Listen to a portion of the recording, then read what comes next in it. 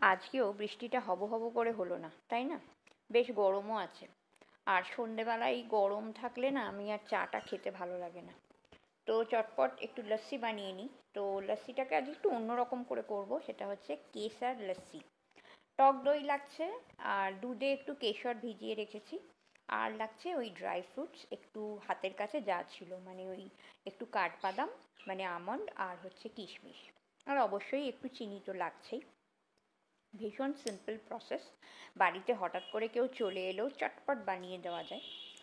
আর প্রথমে যেটা করব সেটা হচ্ছে একটা মিক্সার গ্রাইন্ডার জার নেব, নিয়ে ওই টক দইটাকে দিয়ে দেবো আর পরিমাণ মতো চিনি দিয়ে দেবো।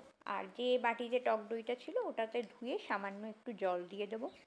প্রথমে মিক্সিতে ওই দইটা প্রথমে একটু ঘুরিয়ে নেব, মানে চিনিটা যাতে একসঙ্গে মিশে যায়। যাদের কাছে পাউডার সুগার থাকবে তারা পাউডার সুগারও দিতে পারো, বাট আমার কাছে তো পাউডার সুগার থাকে না, নর্মাল চিনিই থাকে। তা প্রথমে এইটা ঘুরিয়ে নেবার পর এবার দুধে যে কেশরটা ভিজিয়ে রেখেছি সেইটাকে মিশিয়ে দেবো, দিয়ে আর একবার মিক্সিটা চালিয়ে দেবো, মানে পুরোপুরি ভালো করে মিশে যাবে আর কি। তো দ্যাটস অল, এরপর আর কিছুই নেই। মিশে গেছে পুরোপুরি, কালারটাও দেখছো পুরো কেশরের কালার চলে এসেছে। ক্যামেরায় কতটা বুঝতে পারছো আমি ঠিক জানি না, তবে একদম কেশরের কালার। আর কেশরের যে টেস্টটা আসে সেটা তো ফাটাফাটি, আর কি বলবো।